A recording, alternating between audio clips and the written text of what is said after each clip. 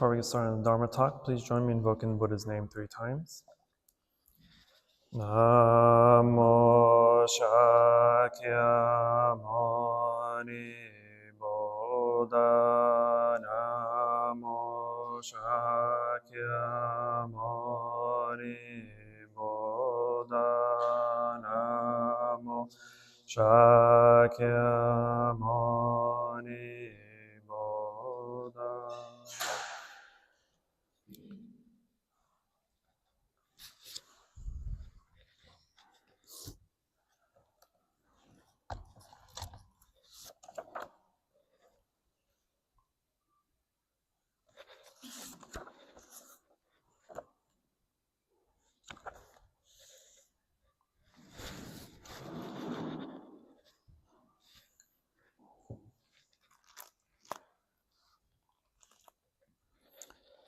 Namo Shakyamuni Buddha.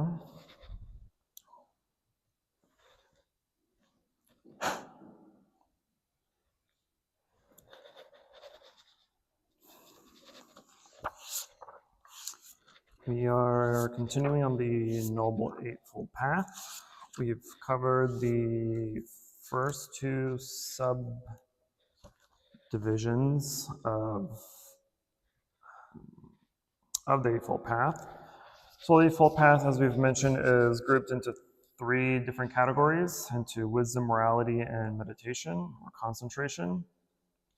So we've covered wisdom, prajna, and morality, sila. So we've covered right view, right intention, right speech, right action, right livelihood. And then today we're on the 3rd category of meditation, or concentration, samadhi, which includes right efforts, right mindfulness, and right concentration. This section is probably the biggest, so I'm going to be separating it into its own sessions. So today I'll just cover right effort, or also called right diligence.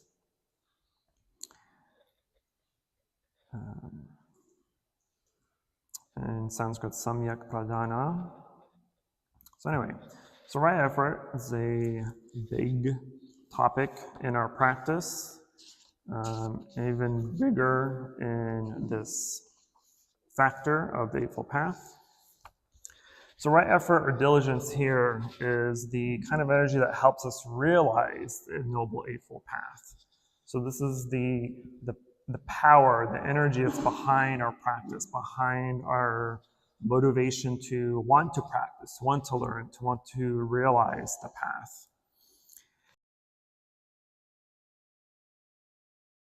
By the 3 prior factors, and they serve as the basis for the next division, or the last division.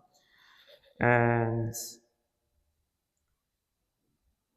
as we practice, or as we start to hone our concentration factors, right, our meditation factors, this also helps us advance our moral restraint, and then move into our mental training, which is what this subcategory, or what this category is all about, is the mental training. So in the prior categories, or the prior factors of the Eightfold Path, it was mostly concentrated on morality and the way we conduct ourselves, the way we want to learn and aspire to be, and how we want to live.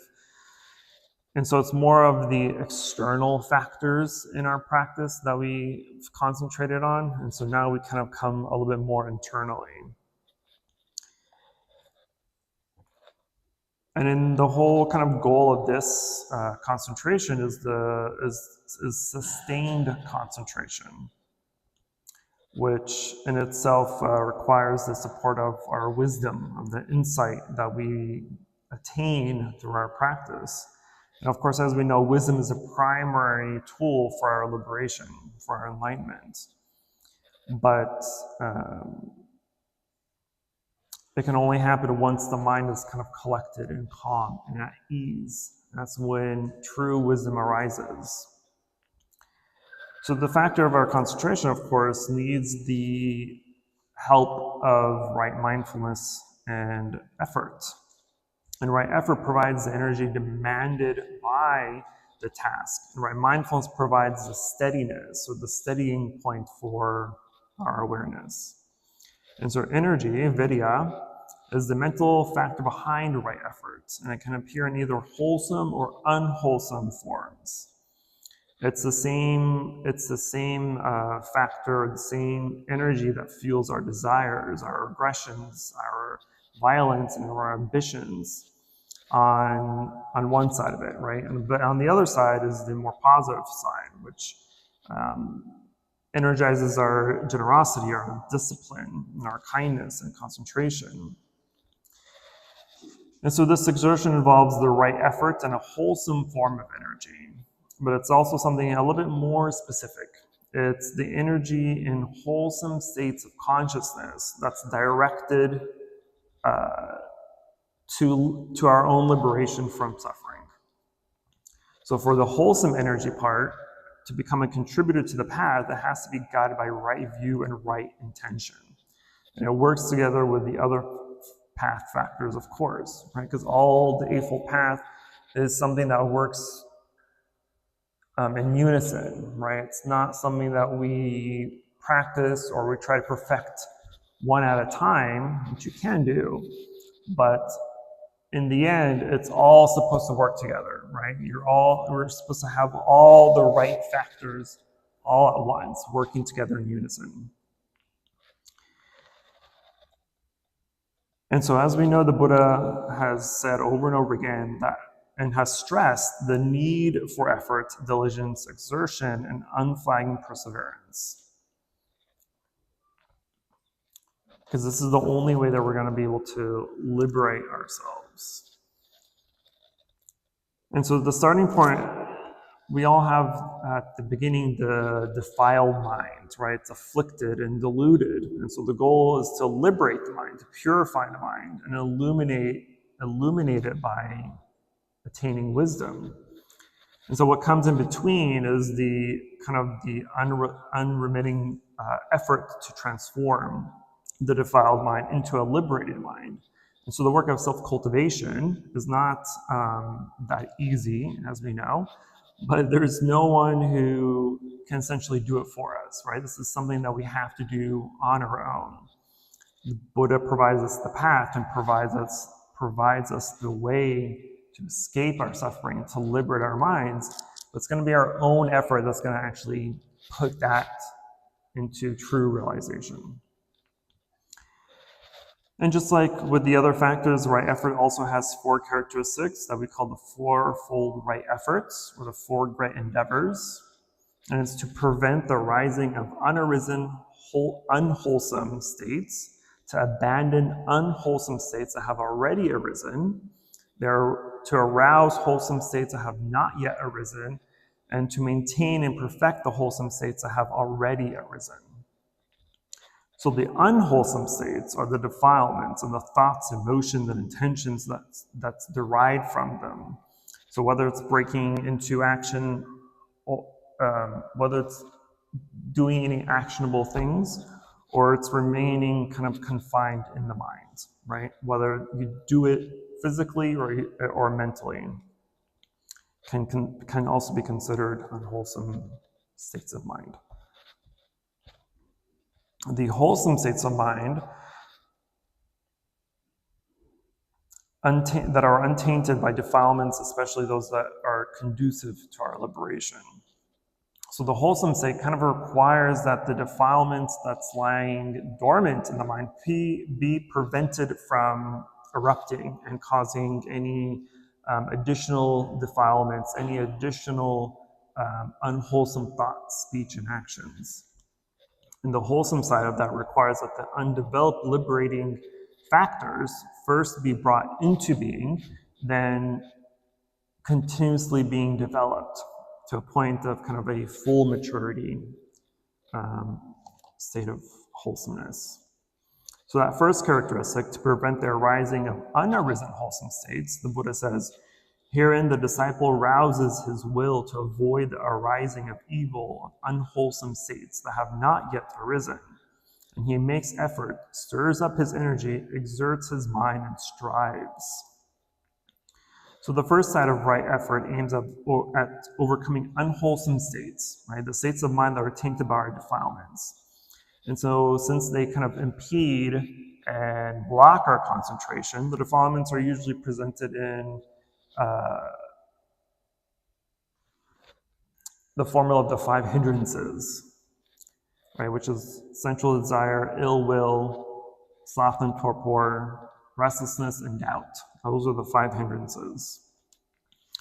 So the first hindrance, sensual desire, kind of, for the most part, is interpreted in 2 ways, 2 main ways. The first one is the lust for the 5 sense pleasures, right? So agreeable sight, sound, smell, taste, and touch. Or in a broader kind of meaning, the term is more inclined toward craving in all its kind of modes and objects, whether for sensual pleasure, whether for wealth or power or position or fame or anything else that can settle in our mind. Then ill will, also called, or what we can call aversion, which, as we know, or as we've discussed before, for ill will is comprises of hatred, of anger, resentment, delusion, repulsion, right? Whether directed toward others or ourselves. Even objects or situations also. And then we have dullness or drowsiness or sloth and torpor. And this kind of dullness manifests as mental inertia, right? So it's drowsiness is the mental sinking, the heaviness of the mind, or even just plain sleepiness, right? Being sleepy, being tired. Essentially just not having enough energy. And then we have the opposite of that, which is restlessness and worry. So restlessness is the agitation or the excitement, or too much excitement, right? It's too much energy. And worry is, of course, the remorse over past mistakes and anxieties about, their possible consequences.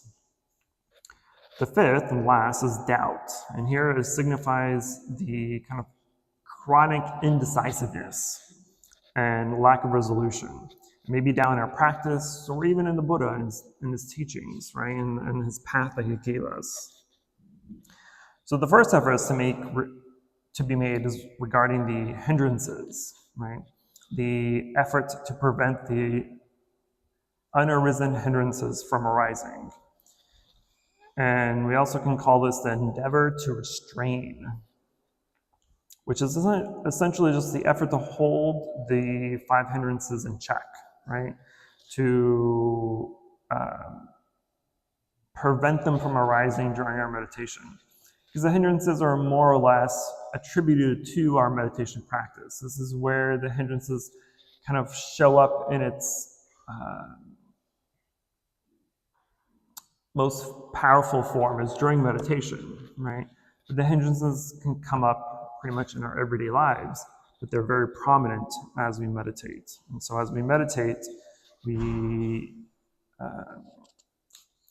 use the hindrances kind of almost like a guide, because each of the hindrances, as we'll get to, have antidotes. And these antidotes is what we use to combat the hindrances that arise.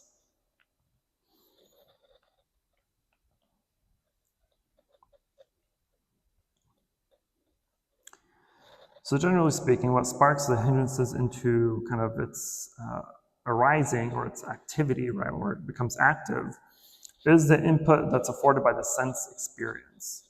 So our body, of course, is equipped with the 5 senses, 5 sense faculties, each receptive to its own specific kind of data or object. So the eye to form, the ear to sound, nose to smell, tongue to taste, and the body to tangible objects. And so since sense objects continually impinge on our senses, which relay the information they receive to the mind, where it's processed, evaluated, and accorded an appropriate response. But the mind itself can deal with impressions to receive in different ways, right? It's governed in the first place by the manner in which it attends to them, right? So it's pretty much our reactions to what is coming into our senses. So when the mind adverts to the incoming data carelessly, without any mindfulness or awareness, then with unwise considerations, the sense objects tend to kind of stir up those unwholesome states of mind. And so they either directly, or they do this either directly through their immediate impact, or else indirectly by kind of depositing memory traces, which later may kind of bubble up and swell up and continue to defile our thoughts, or even the images in our mind, or the fantasies that we have. So as a general rule, the defilement that is activated here corresponds to the object, right? So attractive objects or agreeable objects provokes desire, and disagreeable objects provoke ill will.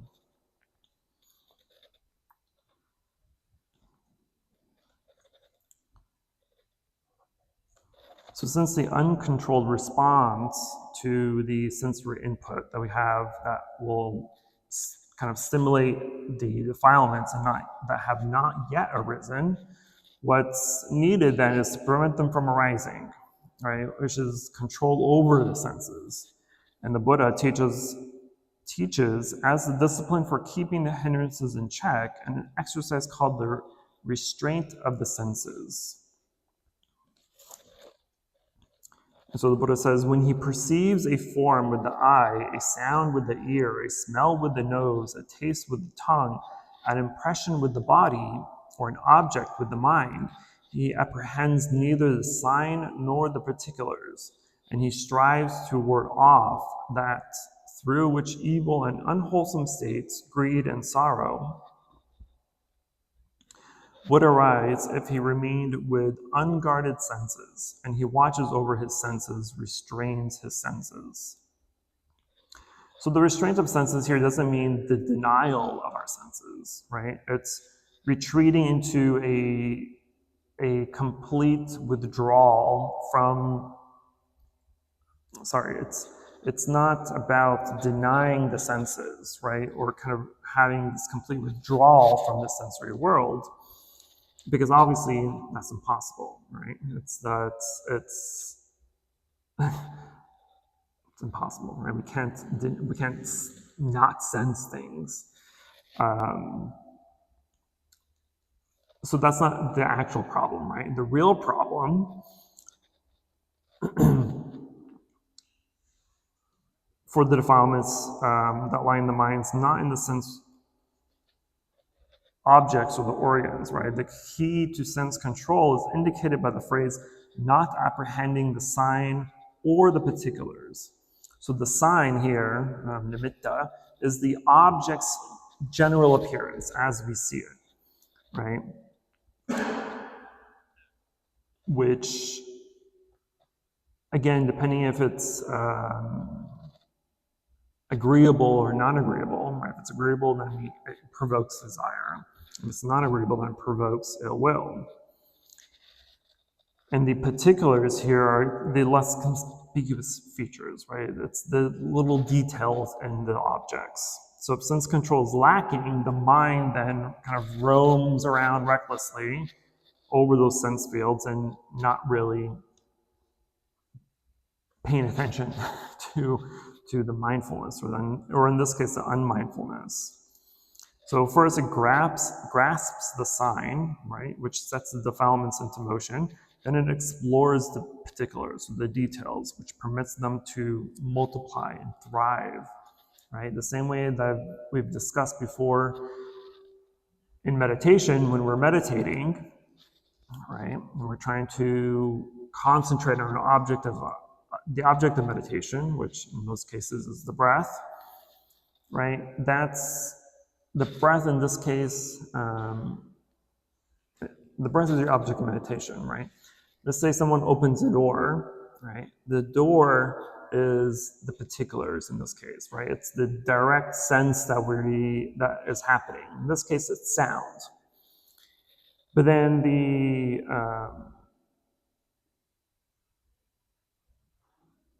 that's the sign. The sign is the door opening, right? It's the sound. The particulars with the details is the additions that we add to that sound. Who is it? Why are they disturbing my meditation? Why did I have to slam the door? Or why is there so much sound, right? It's all the little details, all the storytelling that we add to it, right? And these are the details that we really shouldn't care about because we don't know if they're true or not. We don't know who it is. We don't know why they're here. We don't know why they slammed the door, right? It's the not knowing, that since the mind is obsessed with knowing, it's going to make up some stories to kind of fill in the gaps, right? And the storytelling that we are creating, this false perception, is in this case an unwholesome state of mind. So to restrain the senses, right, that requires mindfulness, and then clear understanding needs to be applied to counter those sense fields. So sense consciousness occurs in a series as a sequence of momentary cognitive acts, each having its own special task. So the initial stage in the series happens automatically, right? It's first the mind observes the object, then apprehends it, and then admits it into our perception, examines it, it identifies it, right? It starts to, this is where it starts to create the details or bring up to mind the details. And immediately after that, following the identification of what it is, then space opens up in the mind where the evaluation of the object starts to lead to a choice or a response, right? This is how we react to it, right? But if mindfulness is absent, mindfulness doesn't exist in that moment, then the defilement starts pushing forward, starts pushing ahead, starts to immediately gather more objects, right? So again, this is where the mind is adding all the details, all the extra nonsense that it's trying to create.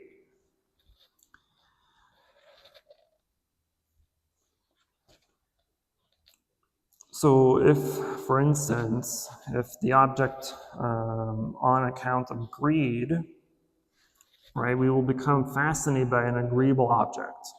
If it's aversion, then we will be repelled by a disagreeable object. But if we're able to apply mindfulness to the sensory encounter, then we're able to kind of nip it in the bud before it can evolve into more stages,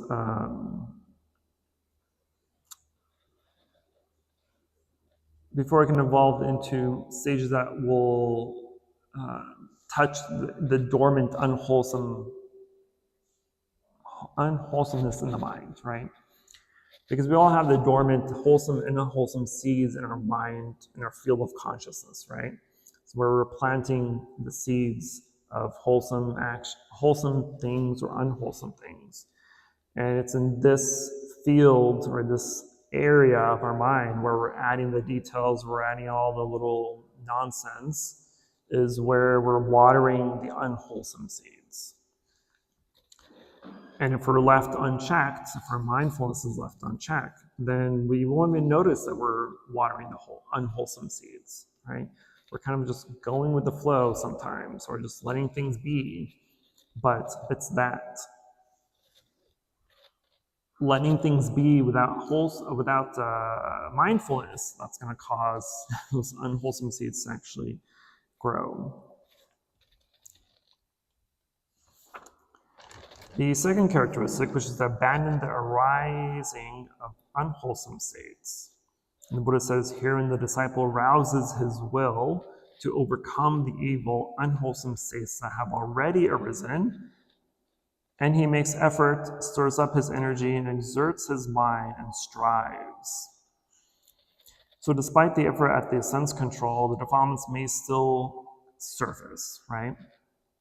again, they swell up, they bubble up, they start to accumulate, right, in our consciousness. And from there, the buried seeds that we've left untouched,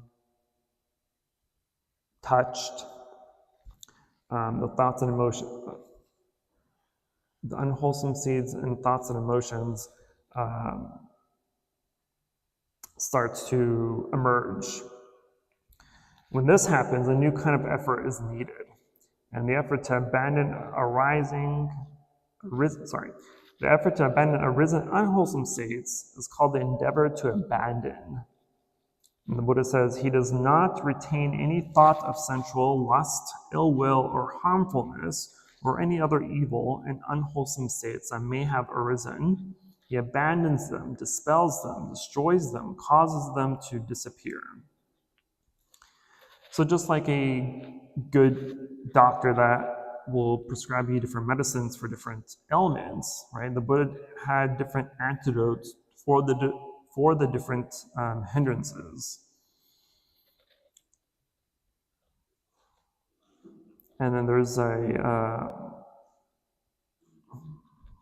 don't have which sutra it comes from, but there's a sutra where the Buddha explains the 5 techniques for expelling distracting thoughts. The first one is to expel the defiled thought with a wholesome thought, which is the exact opposite, right? And so if an unwholesome thought arises, we throw in a wholesome thought to counteract it, right? So if you're thinking of punching someone in the face, right? Instead of playing with that thought of punching them, like, well, maybe I should hug them instead, right?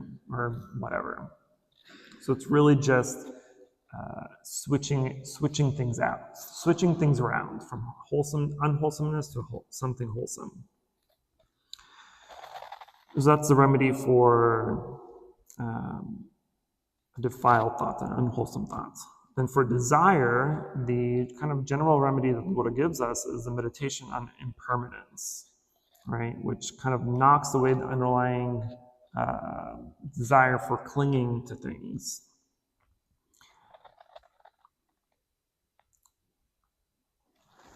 And to not see things as stable or durable or lasting forever. So for desire in the specific form of sensual lust, the most potent antidote is the contemplation of the unattractive nature of the body, which we call the reflections on repulsiveness, on the 32 parts of the body, which is a very powerful meditation that the 32 parts of the body meditation kind of literally goes through that. It goes through 32 parts of the body and allows you to meditate on the different, allows you to meditate on those 32 parts, right? It includes your organs, your hair, your skin, sweat, all these other gross things that the body creates or has. And so to see them as gross and dirty and whatnot, it counteracts the sensual desire of things, sensual pleasure of things that we may have. For ill will, the remedy here is a meditation on loving kindness, or metta, right, which banishes all traces of hatred and anger through the altruistic wish that all beings be well and happy. To counteract dullness, or sloth and torpor, or laziness, calls for a specific effort to arouse energy, for which several methods are typically suggested, including the visualization of a light, bright light, right, which is also called a nimitta, by walking meditation, by reflecting or meditating on death, right, maranasati, also very powerful meditation, or simply just making a kind of firm determination of to continue striving through the difficulties, right? Essentially trying to convince yourself this too shall pass, almost kind of a mentality, right?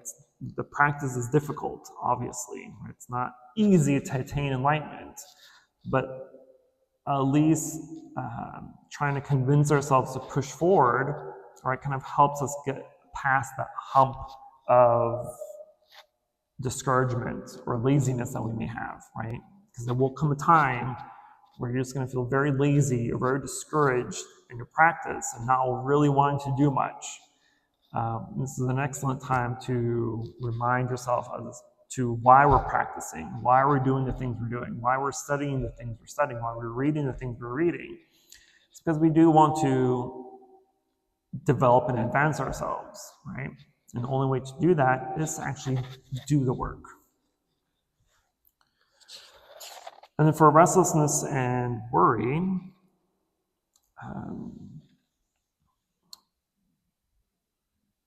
are most effectively countered by turning the mind to a simple object that tends to calm it down, which is anapanasati, mindfulness of breathing. So just going back to the breath, right? Being mindful of the breath and using the breath as your object of meditation. And the last one of doubt, the remedy here is investigation, contemplation, right? To ask yourself questions and to study the teachings, to analyze the teachings in the meditation, in contemplation meditation, in order to kind of see the teachings a little bit more clearer, to a point of realization, or at least deep understanding, where the doubts of the practice or the teachings fade.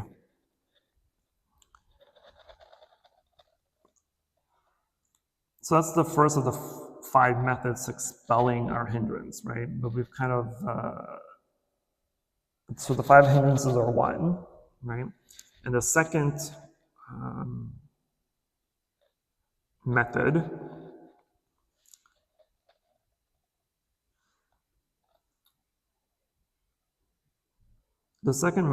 marshals the factors of shame and moral dread to abandon the unwanted thought. So then we reflect on thoughts that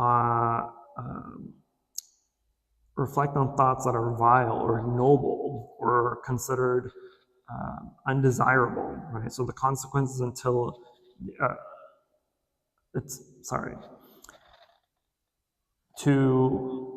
reflect on thoughts that are vile and ignoble or consider its undesirable consequences until inner revulsion of that object sets in and kind of drives those thoughts away.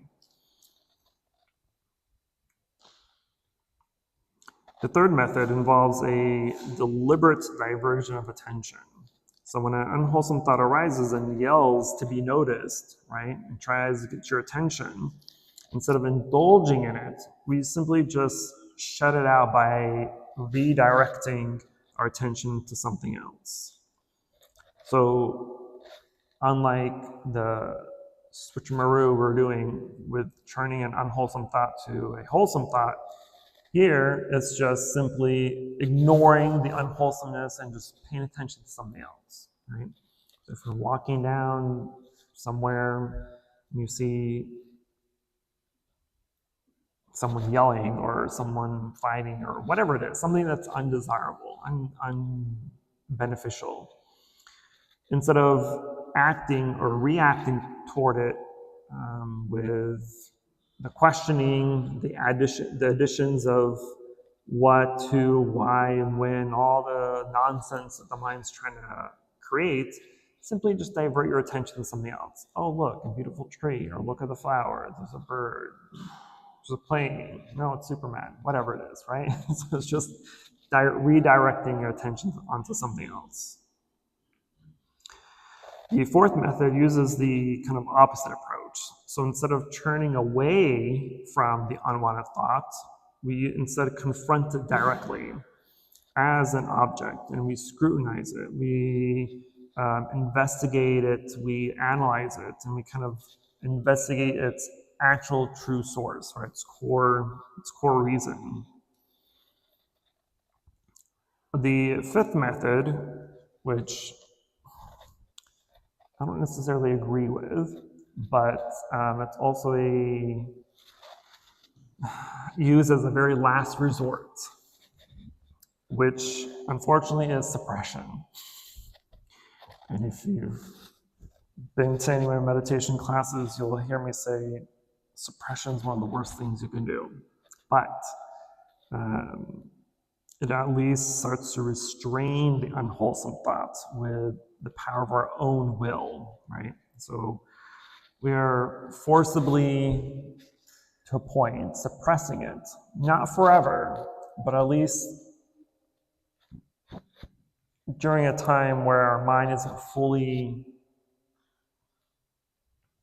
mastered yet, right? And so we're really just putting it into storage and then coming back to it later on when we have the power, when we have the energy, when we have the diligence and the correct methods and techniques to actually go back to it. So if we're able to at least apply these 5 methods with skill and assertion, and the Buddha says that one becomes a master of all pathways of thought. And we're no longer subject to the mind, but we're no longer subject to the mind, but we're its master. You've also heard me say before that we're not the masters of our mind, as much as we like to think we are, right? We're not. You're the master of nothing. You're not even the master of yourself. Because if you were, then you would be able to control your thoughts at will, right? You would be able to stop thinking at will. You'd be able to start thinking wholesomely and correctly at will. But we can't, right? Random thoughts arise. The mind wanders into some made-up movie in the mind to entertain itself. It creates false perceptions and illusions. It doesn't see things as it truly is. Since all that is happening, you have zero control, clearly, right? You're not the master of our mind. So,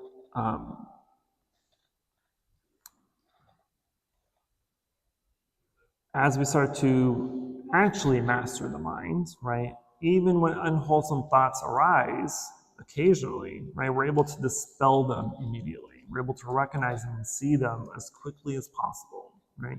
The same way when we get distracted in meditation, I've told you a million times that distraction that arises, or the thinking that arises during meditation is not that big of a deal, as long as we're able to recognize the distraction or the thought arising, right? So it may take you a few seconds, maybe a minute or two, or maybe even the full duration of your meditation.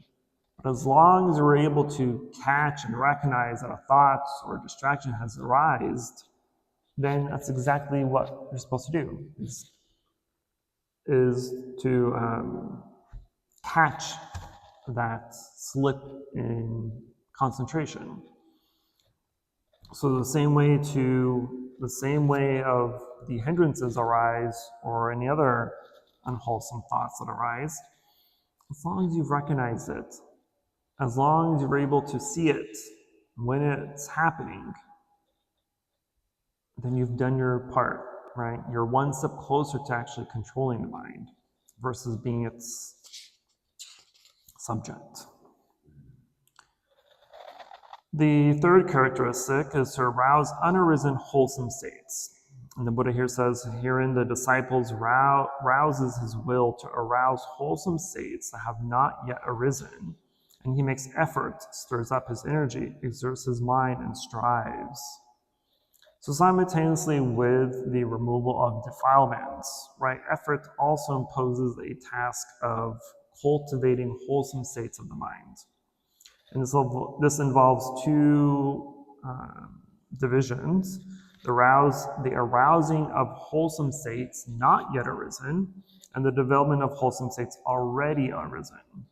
So the first of the 2, also known as the endeavor to develop, even though the wholesome states can be developed in multiple ways,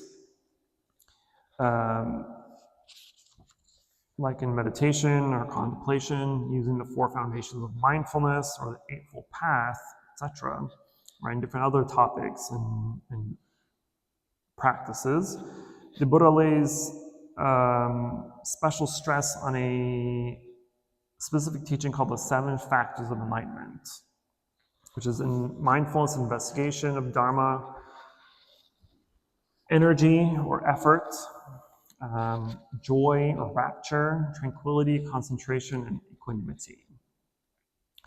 And the Buddha says, thus he develops the factors of enlightenment based on solitude, on detachment, on cessation, and ending in deliverance, namely the enlightenment factors of mindfulness, investigation of dharmas, energy, rapture, tranquility, concentration, and equanimity. So these 7 states are kind of grouped together as enlightenment factors because they both leads to enlightenment and it constitutes enlightenment. And so as we practice the seven factors of enlightenment, it helps us toward getting enlightened.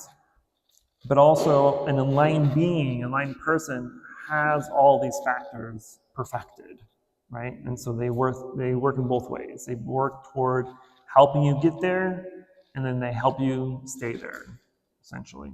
There is liberation, enlightenment.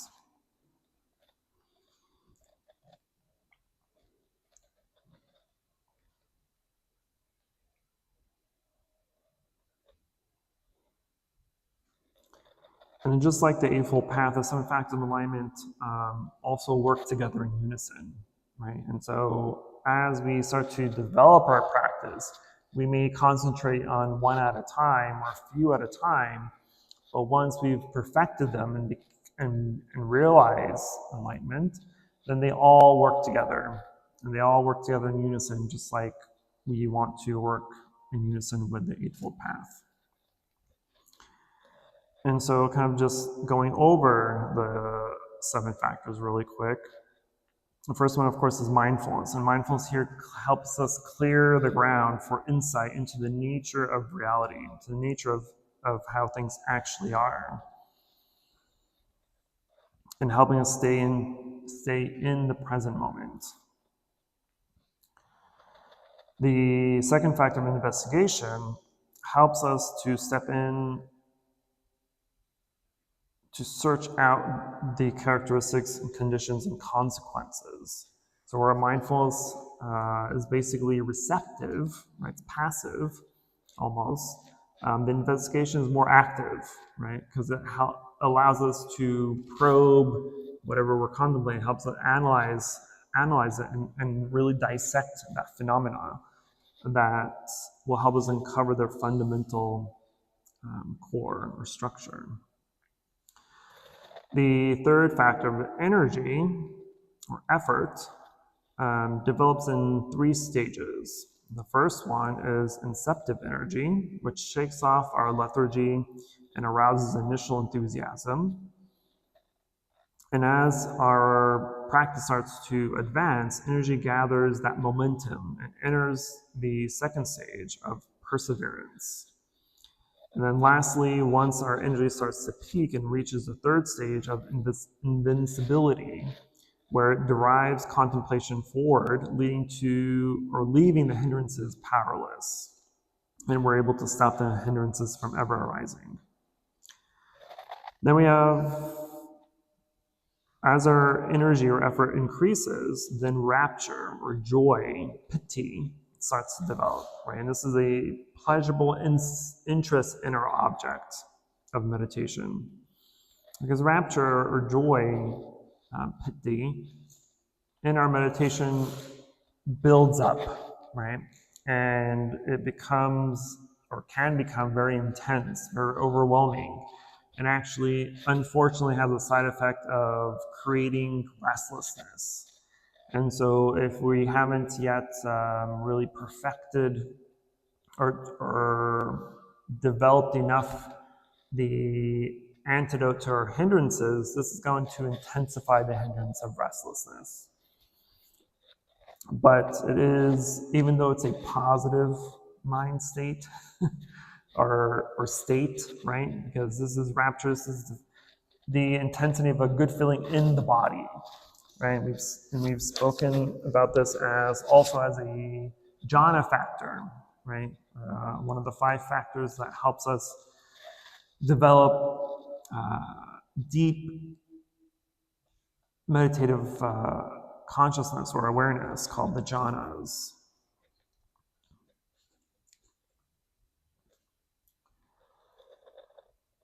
Then we get to, and once that rapture intensifies and kind of takes over for a little bit, then it starts to chill out just a bit.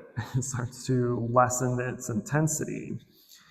And once that kind of subsides, then the 5th factor of tranquility comes in. And tranquility here, also called sukha,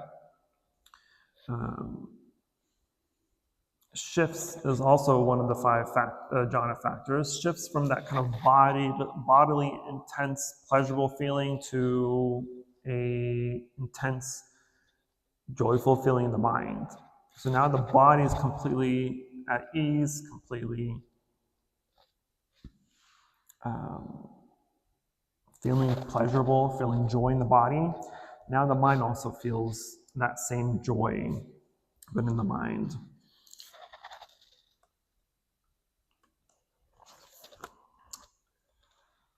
Then as our tranquility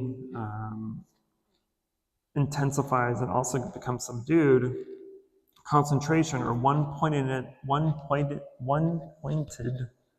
unification of mind, or samadhi, then develops and starts to deepen our concentration, which then leads into the last fact of enlightenment of tranquility. This is the inward poise and balance that's free from the two defects of excitement and inertia that comes with rapture and tranquility. So when the inertia prevails, energy must be aroused, the Buddha says. When excitement prevails, it's necessary to exercise restraint. But when both defects have been eradicated, the practice can unfold evenly without need for any concern. The last characteristic is to maintain arisen, wholesome states.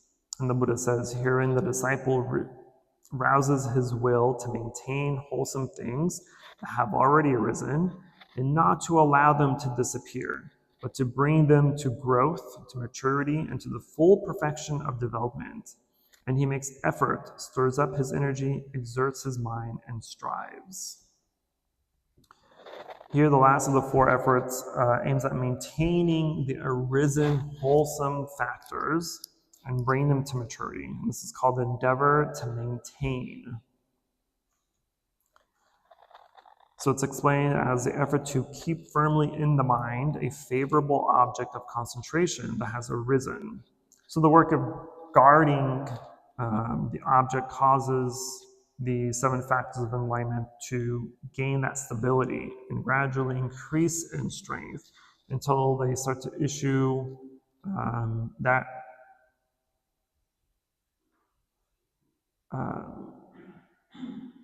realization of liberation, of enlightenment. Then this marks, of course, the culmination of right effort, which is a goal in which the countless individual acts of exertion finally reach its final fulfillment. That took way longer than I anticipated. But that's right effort. Questions, concerns, emotional outbursts. I don't want to hear them, but if you have any, feel free to talk amongst yourselves.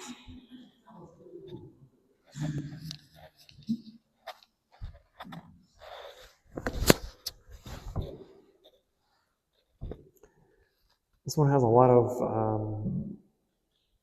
sub-teachings in it, but very useful ones. Yes, sir. Okay, I read a lot of Buddhism in the 60s as a teenager. I used to know the difference between the Theravada, Amitabha, those things, a lot of Japanese Buddhism. Can you give us a little historical outline of Buddhism in the West? really guard the mind as far as when you go to the Buddhist discipline, where to look at what also the pastor, in this world of little torture and war, karma, Mm-hmm. So you can to the Buddhist discipline for a while, maybe give us a little crash course. Quickly, if possible. You don't know me very well. I don't, quickly isn't in my vocabulary.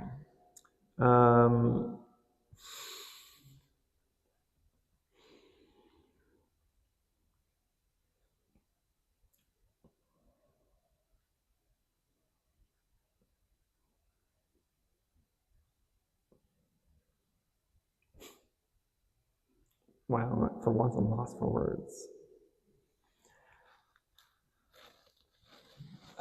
So a quick rundown, at least Buddhism in the West. We have three main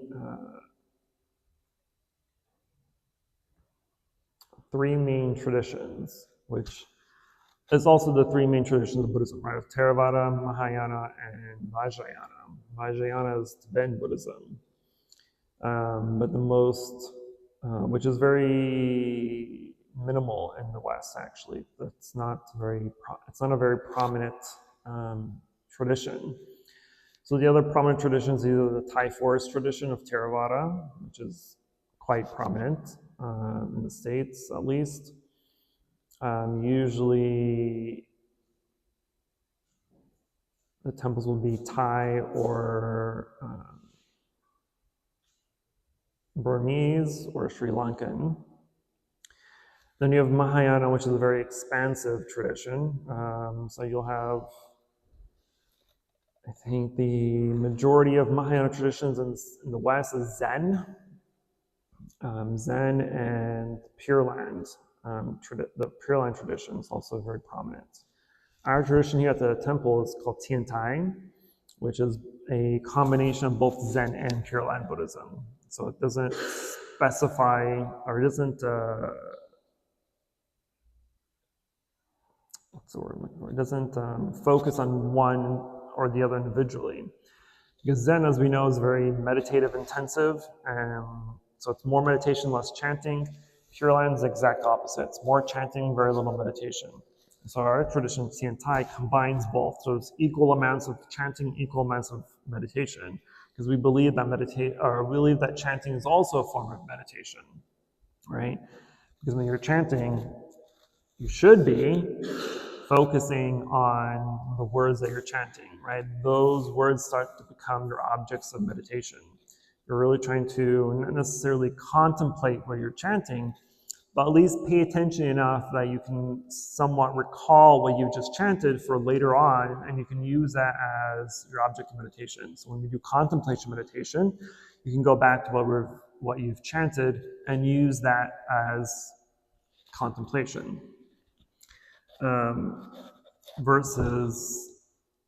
So Pure Land, for instance, is a progressive path to enlightenment, where Zen is a what's the word they use? Terminology they use? Sudden enlightenment, right? And so it's to intensify your meditation to such an intensity that sudden enlightenment is realized, right?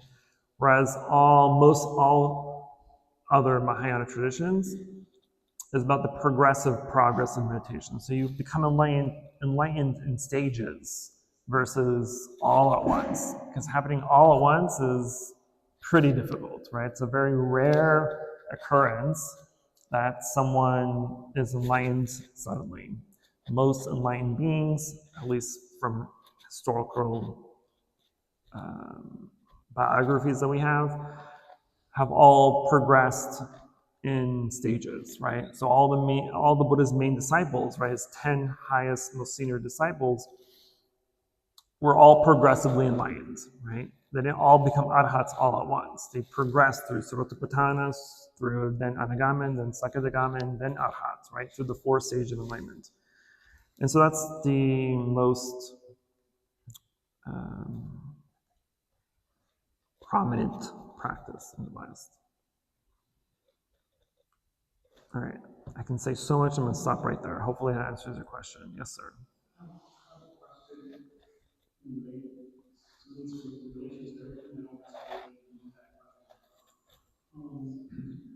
So my understanding, my understanding in this form of Buddhism is called Sentai Buddhism. Tiantai. So it's a combination of Pure Land and Zen. Correct.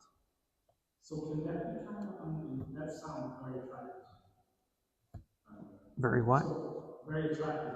Okay. Kind of like what I've been seeking, because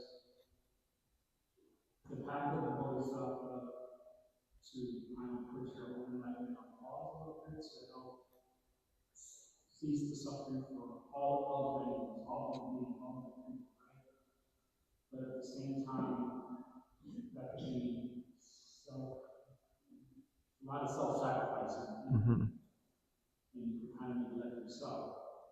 So is that where the Zen seems like it's where you do a lot more boots on work? Am I understanding that correctly? Right. So Zen helps you take care of you more, and the other part is to be able to be like me. Correct. Correct. So now, no matter what tradition we're in, we're still all working with the hindrances, the five hindrances. These are just the tools that are universal so that we can go through whatever stage we're born in. This is what helps us get there and we're saying for remaining, right? Correct.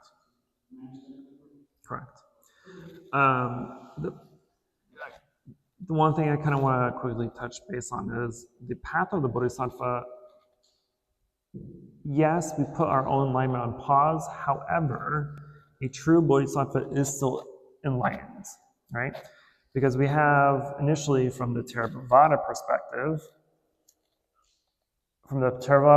you can only, your highest achievement, your ceiling of enlightenment is an arhat, right, which is still a fully enlightened being, but they're not a Buddha. They still have very small traces of ignorance, right? But then from the Mahayana perspective, then we have the 10 stage of enlightenment for the Bodhisattva. And then after that, you have 7 more enlightened stages to become a Buddha. So you still have several levels to go. But a true Bodhisattva is at least enlightened enough at least enlightened to the Arhat level and at least the first of the 10 levels of the Bodhisattva. That's what makes them better qualified to practice being a Bodhisattva. Correct, because they are already enlightened. They're not fully enlightened, but they're enlightened enough where they can essentially make the vow to pause their remaining development and help others at least get to their own stage or higher. So when let's say you're at that level, you feel you're at the level of the beginning part of the Bodhisattva and all those stages. And I feel like when you're in the act of trying to practice that and being the right others as well, in that practice, it's also helping you progress to the other stages by practicing. That's what helps you get to those stages. Right. So it's not like you're just like, I'm just putting it in the pause. It's just that you're in a stage where you can help others and practice all these things we were talking about today, and then that'll help everybody to Right. Right. I mean, think about medical school, right? You're in medical school, you're learning to be a doctor, but you're not yet a doctor, right? Or something that people don't have a full trust in, right?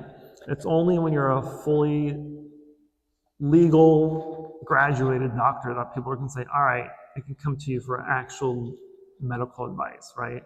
It's not just you throwing out concepts from a textbook.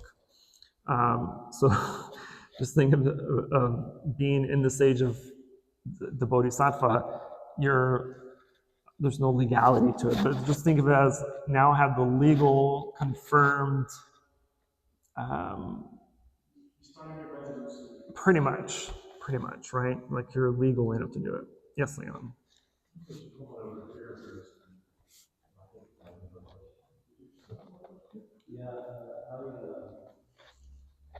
The comment you made earlier about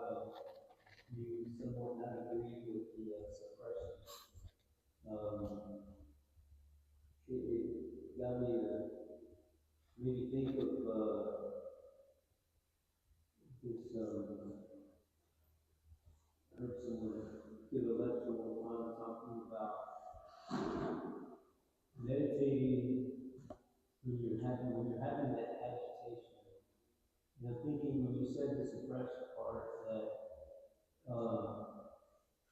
when if you suppress that, then you're meditating on it. In other words, you're meditating on the agitation. You start breaking down the agitation in a sense. You turn there, whatever's bothering you at that particular moment in time in your meditation, you start dissecting it in a sense, then it goes away. So it just, I kind of felt like time was kind of like, yeah, I can see how the suppression could work if you use it at that. I don't know, maybe it's just, I know in my own meditation, I find myself in tiny spurts that I have no sense. You know what I mean? Like they totally go. And then okay, it comes up and it's something, right? It's just like, I think I'm thinking the practice, not only meditation, but the practice of learning, of putting whatever you get out of the daily practice and putting it into action will polish up that keen sense of your meditation. What do you think? Do you think that you personally would stay awake? Do you stay awake from this pressure? Because I feel like that means that you're suffering, right? I think that the only way you get rid of suffering is the day you suffer. And to me, that is you have to involve yourself with that because you're going to have that. Correct. Right. So suppression was the final last resort, right? But the method before that one is to work with suffering, right? That's what that's what we should be doing, is working with our suffering, right? Because our suffering is created by us, right? We have full control over it, right? We suffer because our reaction to things are unwholesome, right? And our thought process, our perceptions, all the defilements, all the agitations that we have, right? The discrimination, the bias, all the negative, unwholesome things is what causes us to suffer, right? And so when suffering arises, the most correct thing to do is to recognize that we suffer and ask ourselves why, which is where we dissect, we analyze, we pull its layers apart to see why is this causing me to suffer.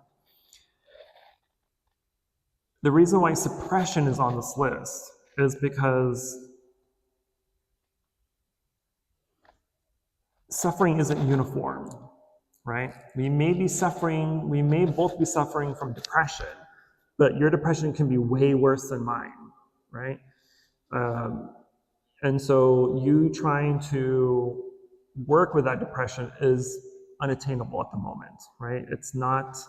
It's too intense, it's too much that meditation or trying to dissect that suffering isn't enough, right? And so we kind of have to push it aside for a little bit, which is where the suppression kind of comes in, right? We're really just storing it for a later time, right? We're storing it to come back to it.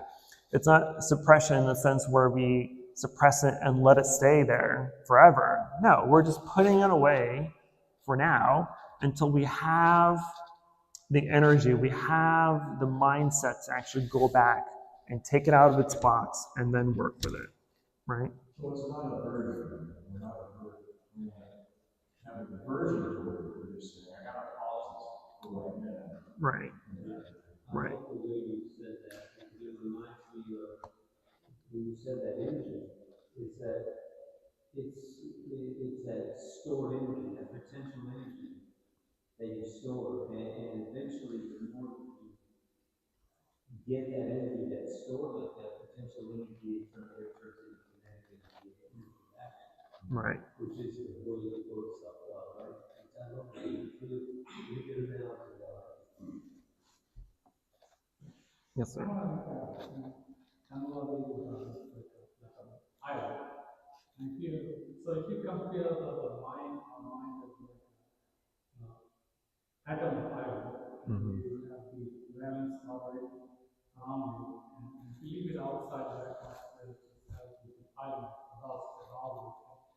You want to protect it, sometimes you want to suppress it, you want to convert it to steel, so it doesn't get the dust heavy. So separation works like that.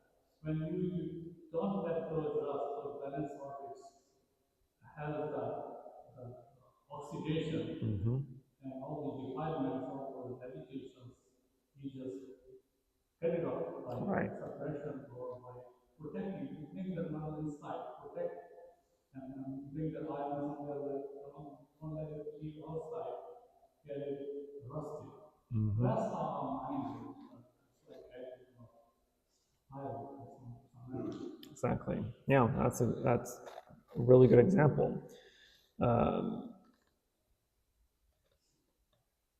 Yeah, think of our defilements of our unwholesomeness as that iron bar, right? If you keep it out of the elements, unbothered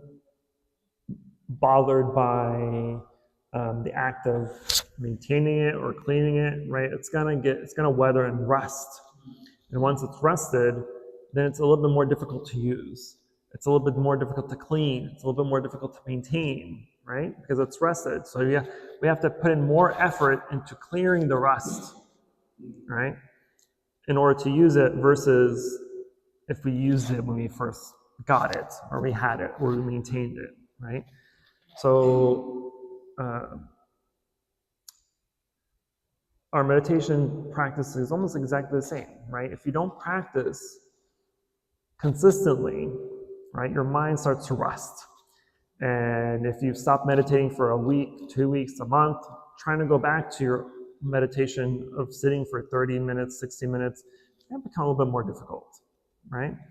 But if you maintain it, then you're constantly analyzing, you're constantly maintaining the mind where no rust can ever develop, right? So essentially you don't have a rusty mind. A rusty mind causes more defilements. I like that analogy. Yes, ma'am.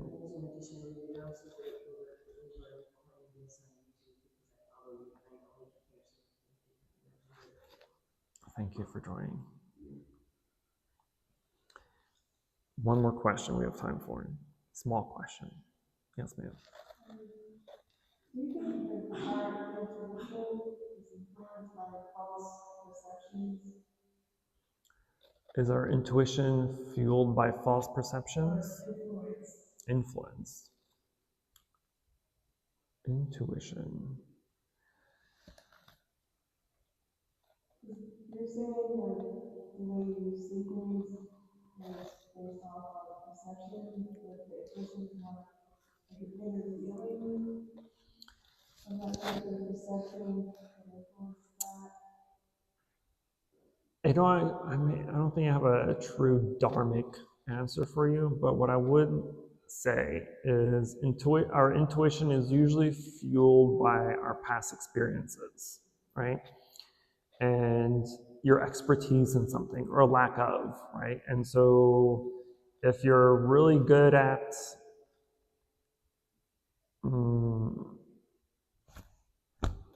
welding, for instance, right? You'll know exactly how to weld, how fast to go, how slow to go, what areas need to be re-welded or re-welded.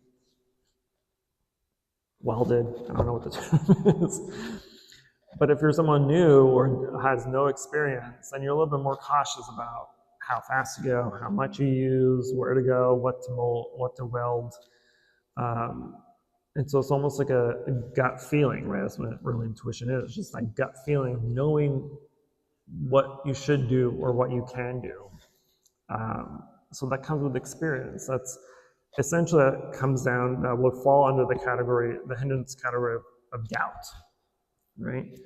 Because your gut feeling of something is making you uncomfortable, which means you have doubt about it, right? There's a doubt about how much you could know, how much you can do, etc., etc.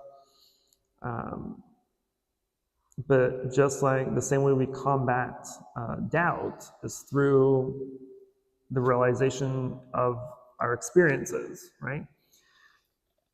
Because if you're doubting your practice, or you're doubting if you're doubting your practice, the only way to overcome that is to practice more until a realization happens, right? Which I'm assuming why most of you are here, right? You've had some sort of spiritual awakening, and you're like, oh, that was a beautiful aha moment. I want more of that, right? And so you continue to practice, you continue to study, you continue to learn, you continue to put your studies into practice. And it becomes easier and more fluid, it becomes habitual almost, until you get to a point where it just all clicks, all makes sense, right? Yeah, I'm gonna stop there. Just on time, a minute over, but just on time. All right, please join me in invoking the Buddha's name 3 times, transferring the merits, and then we'll go to chanting. Namo Shakyamuni Buddha, Namo Shakyamuni Buddha, Namo Shakyamuni Buddha. For any positive karmic action we've accumulated here today, we wish to transfer the merit to all sentient beings and wish them for alignment. Namo Shakyamuni Buddha.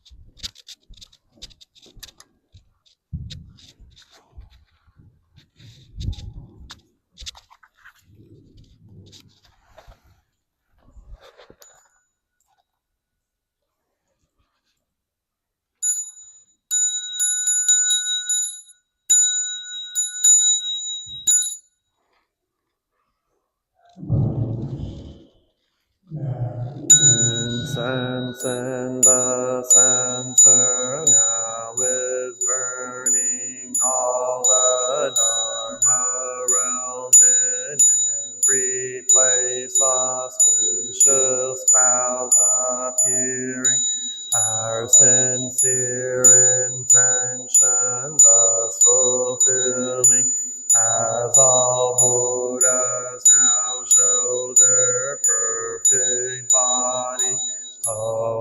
eschew the incense bow canopy bodhisattva and gray bodhisattva.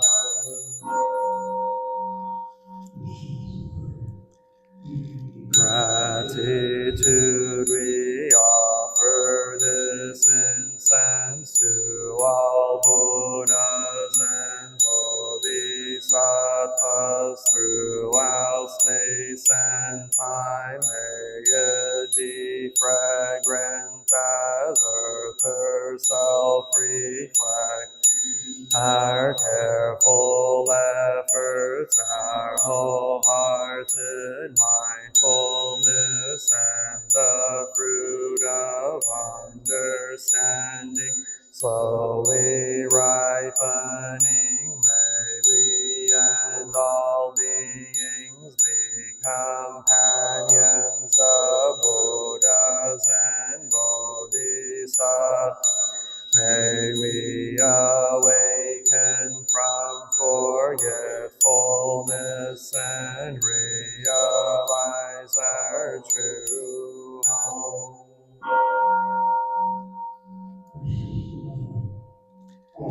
Eschew the eternally abiding Buddhas, supreme Dharma and sagely Sangha throughout the Dharma realm and the realms of empty space and 3 periods of time.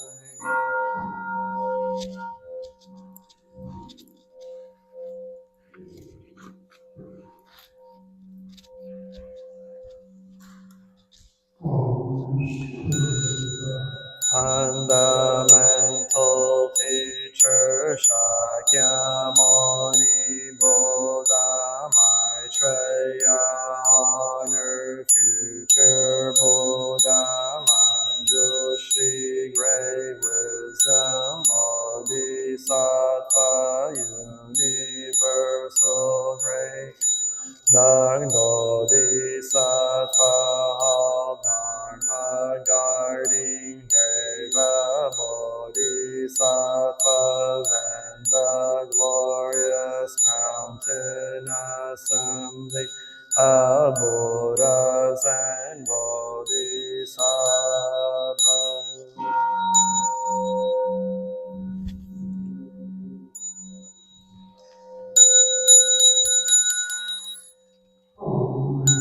To Amitabha Buddha in the land of ultimate bliss, Avalokiteshvara, great compassion Bodhisattva, great strength Bodhisattva, earth store great vow Bodhisattva, and the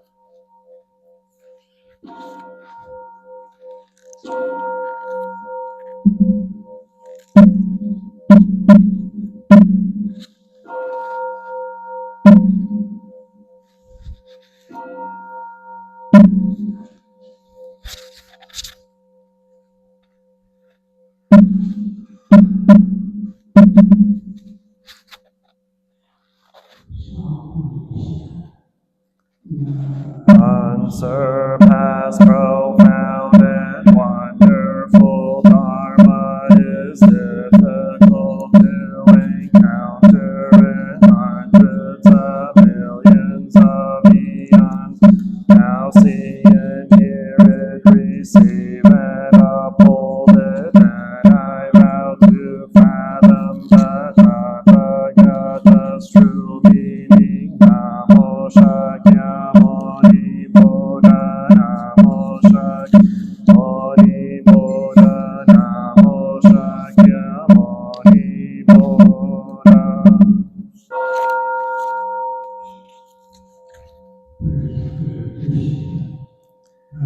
Pilgrim, briefly in this world, I am grateful and joyful to hear the Lotus Sutra. How hard to be born a human again, but I might hope to. This sutra, the Buddha moon is hidden, the son of Maitreya, not yet arisen. In the long night's darkness, in between, only the Lotus Sutra sheds its light, the wonderful Dharma, the Lotus Sutra. Whoever copies it, reads it, lives it, they say will be called preacher of the fivefold Dharma, with his 6 rules cleansed in the end. He who chants the Lotus Sutra is guarded by a heavenly host. He wanders the world without fear, like in King Namo Sadharma Pundarika Sutra. Namo Sadharma Pundarika Sutra. Namo Sadharma Pundarika Sutra. Please go to page 162, chapter 28.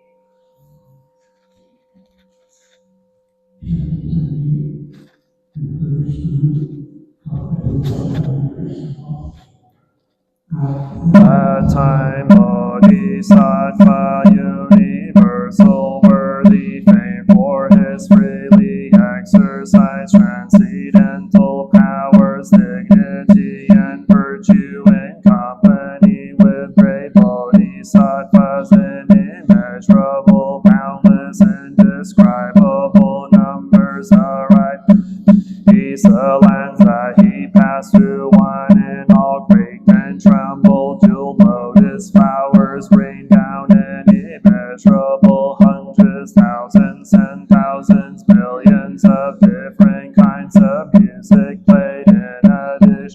Numberless heavenly beings, dragons, yakshas, gandharvas, asuras, garudas, kimnaras, mahuragas, human and non-human beings surrounded him in a great assembly, each displaying his dignity, virtue, and transcendental powers. When Bodhisattva, universal, worthy, arrived in the midst of Nangithakuta in the Sahel, he bowed his head to the ground in obeisance. Shakyamuni Buddha circled around him to the right 7 times and said to the Buddha, world-honored one, when I was in the land of the Buddha, king above jeweled dignity and virtue, from far away I heard the Lotus Sutra being preached in the Saha world, in company with this multitude of immeasurable, boundless, hundreds, thousands, and thousands, millions of bodhisattvas. I have come to listen to and accept it. I beg that the world-honored one will preach it for us, and good men and good women. In the time after the thus come one has entered extinction, how will they be able to acquire this Lotus Sutra? The Buddha said to Bodhisattva, universal, worthy, if good men and good women will fulfill 4 conditions in the time after the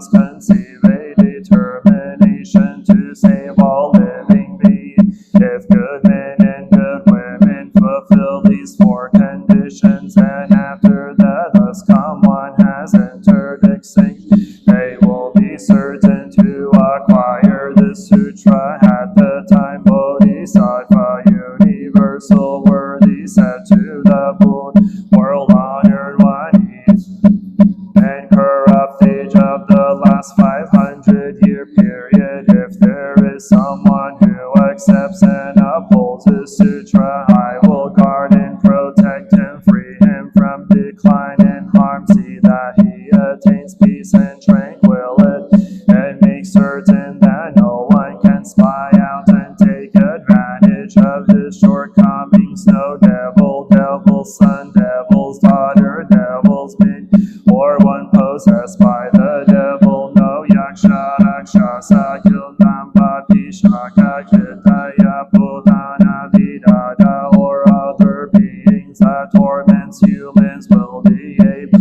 to take advantage of him, whether that person is walking or standing. If he reads and recites the sutra, then at the time I will mount my six-tusked white elephant, and with my multitude of great bodhisattvas will proceed to where he is. I will manifest myself, offer alms, guard and protect him, and bring comfort to his.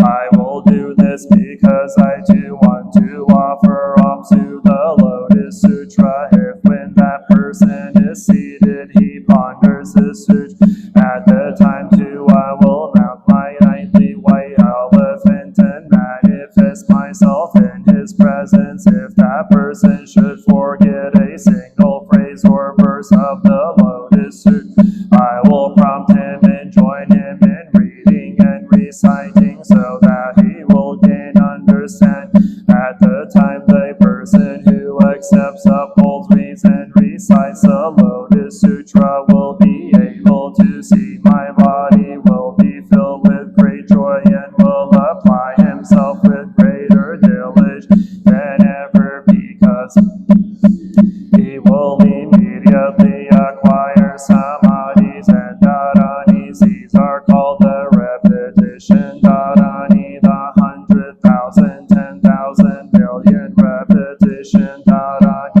and the dharma sound expedient dharani. He will acquire dharani such as these, world honored in that later time, in the evil and corrupt age of the last 500-year period. If monks, nuns, laymen, believers, or lay women believers who seek out, accept, uphold, read, recite, and transcribe this Lotus Sutra should wish to practice it, they should do so diligently and with a single mind for a period of 21 days. When the 21 days have been fulfilled, I will mount my six-tusked white elephant, and with immeasurable numbers of bodhisattvas surrounded, and with this body the whole living beings delight to see, I will manifest in the presence of the person and preach Allah for him, bringing him instruction, benefit, and joy. If when the Lotus Sutra is propagated throughout Jambudvipa, there are those who accept and uphold it, they should think to themselves, this is all due to the authority and supernatural power of universal worthy. If there are those who accept this sutra, memorize it correctly, understand its principle, and practice it as the sutra prescribes, these persons should know that they are carrying out the practices of universal worthy himself in the present.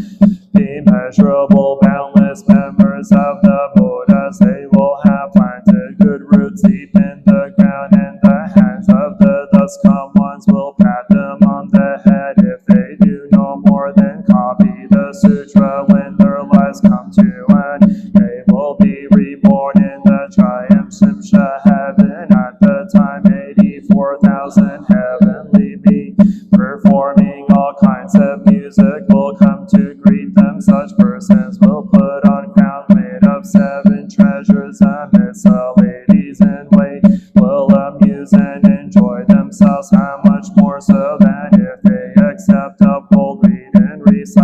sutra, memorize it correctly, understand its principles. When the lives of these persons come to an end, they will be received into the hands of 8,000 Buddhas who will free them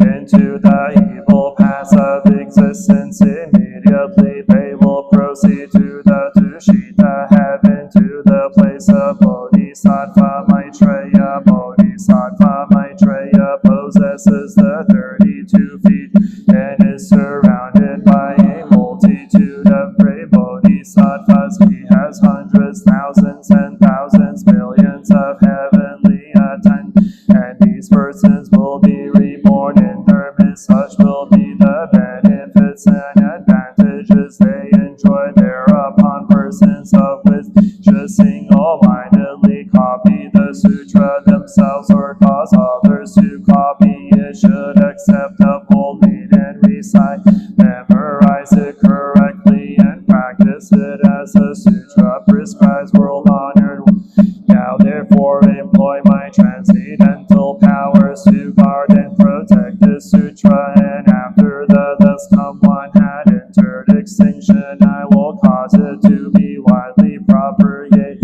through a Jambudvipa, and will see that it never comes to an end. At the time Shakyamuni Buddha spoke these words of praise, excellent, excellent, universal word.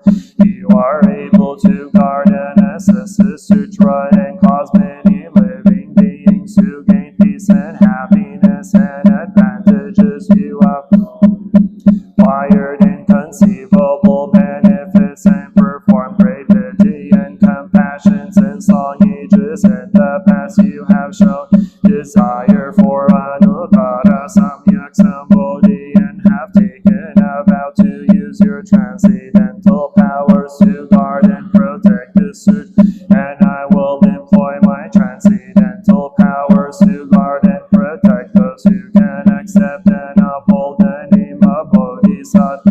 Universal worthy, universal worthy. If there are those who have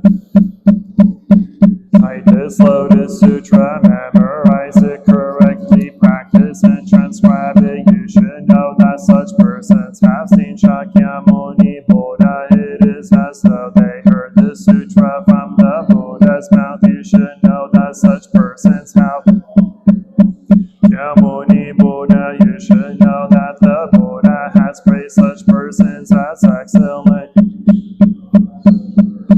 been patted on the head by Shakyamuni Buddha. You should know that such persons have been covered in the robes of Shakyamuni Buddha. They will no longer be greedy for or attached to worldly pleasures or jottings of the non-Buddhists. They will take no pleasure in associating with such people or with those engaged in evil occupations such as butchers, raisers of pigs, sheep, chickens, or dogs, hunters, or those who offer women's charms for sale. These persons will be on an upright in mind and intent, correct in memory, and will possess the power of merit and virtue. They will not be troubled by the three poisons, nor will they be troubled by jealousy, self-importance, ill-funded conceit, or arrogance. These persons will have desires, will be easily satisfied, and will know how to carry out the practices of universal worthy, universal word. After the thus come one has entered extinction in the last 500-year period, if you see someone who accepts, upholds, reads, and recites the Lotus Sutra, you should think to yourself, before long this person will proceed to the place of practice, conquer the devil host, and attain Anuttara Samyak Sambodhi. He will turn the wheel, Dharma drum, and sound the Dharma conch, and rain down the Dharma rain. He is worthy to sit on the lion seat of the Dharma with the great assembly of heavenly and human beings, universal worthy in later ages. If there are those who accept, uphold, read, and recite the sutra such persons will no longer be greedy for or attached to clothing, bedding, food, and drink, or other necessity. Daily life, their wishes will not be in vain, and in this present existence they will gain the reward of good fortune. If there is anyone who disparages or makes light of them, saying, "You are mere fools," it is useless to carry out these practices. In the end they will gain you nothing. Then as punishment for this person will be born eyeless in existence after existence. But if there is anyone who offers alms to them and praises them, then in this present existence he will have manifest reward for it. If anyone sees a person who accepts and upholds his suit and recites to expose the faults or evils of that person, whether that not he will in this present life be afflicted with white leprosy. If anyone disparages or laughs at that person, then in existence after existence he will have teeth that are missed or spaced far apart, ugly lips, a flat nose, hands and feet that are gnarled and deformed, and eyes that are squinty. His body will have a foul odor, evil sores that run pus and blood, and he will suffer from water in the belly, shortness of breath, and other severe and malignant illnesses. Therefore universal work. If you see a person who accepts and upholds his sutra, you should rise and greet him from afar, showing him the same respect you would a Buddha. This chapter on the encouragements of the Bodhisattva universal worthy was preached. Bodhisattvas immeasurable and boundless as kanji sense acquired dhananis, allowing them to memorize 1,000, 10,000, a million repetitions of the teachings, and bodhisattvas equal to the dust particles of the 1,000 million full world perfected the way of universal work. When the Buddha preached the sutra universal worthy, and the other bodhisattva Shariputra and the other horse hearers along with the beings, dragons, human and non-human beings, the entire membership of the great assembly were all filled with great joy, accepting and upholding the words of the Buddha. They bowed in obeisance and departed. Namo Sadharma Pundarika Sutra, Namo Sadharma Pundarika Sutra, Namo Sadharma Pundarika Sutra. Heart of the Prajnaparamita, the Bodhisattva Avalokita, while moving in the discourse of Prajnaparamita, shed light on the five skandhas and found them equally empty. After this penetration, he overcame ill-beingness and Shariputra. Form is emptiness, emptiness is form, form is not other than emptiness, emptiness is not other than form. The same is true with feelings, perceptions, mental formation, consciousness. Listen, Shariputra, all dharmas are marked with emptiness. They are neither produced nor destroyed, neither defiled nor immaculate, neither increasing nor decreasing. Therefore in empty there is neither form nor feelings, no perceptions or mental formations or consciousness, no eye or ear or nose or tongue or body or mind, no form, no sound, no smell, no taste, no touch, no object of realms of elements, no interdependent origins and no extinction of them, no ill-being, no cause of ill-being, no end of ill-being, and no path, no understanding, no attainment, because there is no attainment. The Bodhisattva grounded in Prajnaparamita find no obstacles for their minds, having no obstacles they overcome fear, liberating from illusion and realizing perfect nirvana. All Buddhas in the past, present, and future arrive at Anuttara Samyak Sambodhi. Therefore one should know that perfect understanding is the highest mantra, the unequaled mantra, the destroyer of ill-being, the incorruptible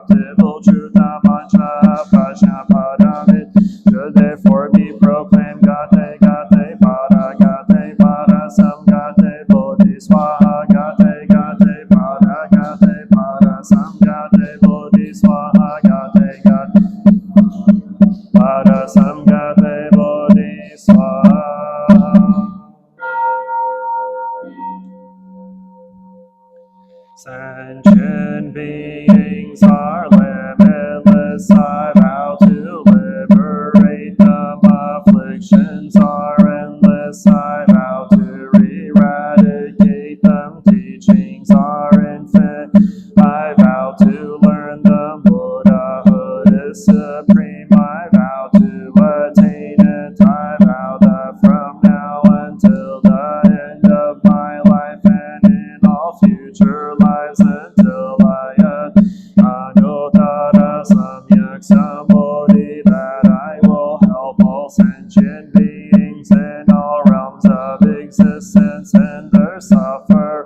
Namoda, thus come one worthy of offerings, a proper and universal knowledge, perfect in understanding and conduct, skillful in lead the world through liberation, perfect and standing of all worldly dharma, unsurpassed, attaining hero, teacher of gods and people, Buddha, the world honored one. Namo Shakyamuni Buddha, Namo Shakyamuni Buddha, Namo Shakyamuni Buddha, Namo Avalokiteshvara Bodhisattva, Namo Avalokiteshvara Bodhisattva, Namo Avalokiteshvara Bodhisattva, Namo Mahasamaprapta Bodhisattva, Namo Mahasamaprapta Bodhisattva, Namo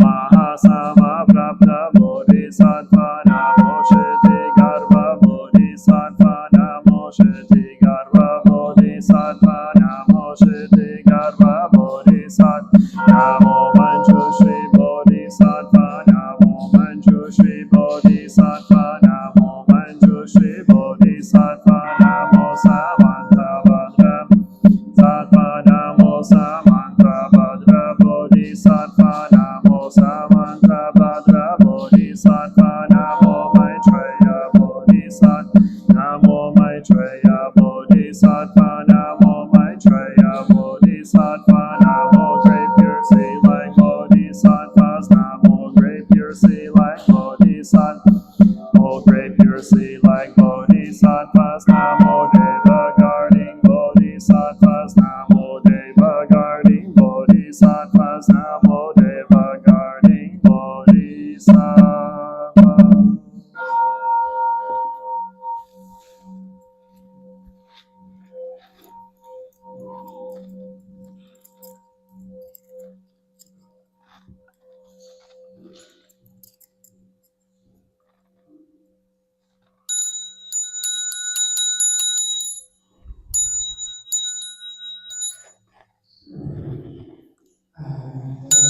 Refuge in the Buddha, the one who shows me the way in this life. I take refuge in the Dharma, the way of understanding and of love. I take refuge in the Sangha, the community that lives in harmony and awareness.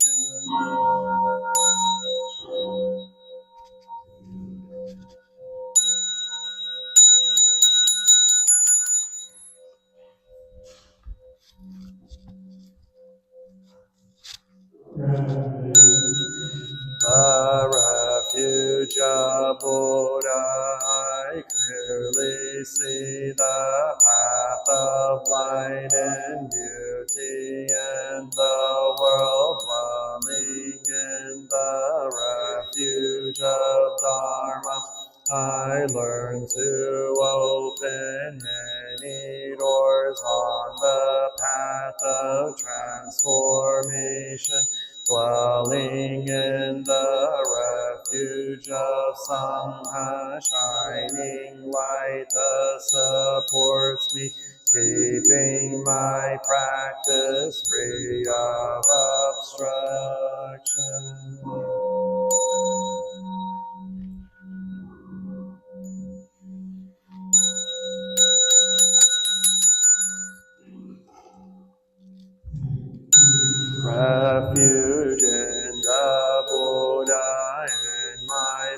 myself, I aspire to help all recognize their own awakened nature, realizing the mind of love, taking refuge in the Dharma and myself. I aspire to help all people fully master the ways of practice and walk together on the path of liberation, taking refuge in the Sangha and myself. I aspire to help all people build fourfold communities to embrace all beings and support their transformation.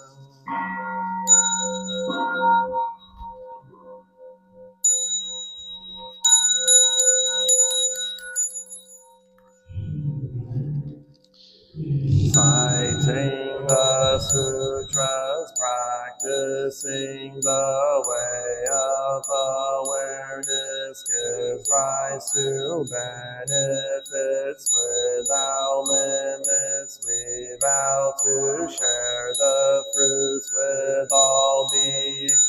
We vow to offer tribute to parents, teachers, friends, and numerous beings who give guidance and support along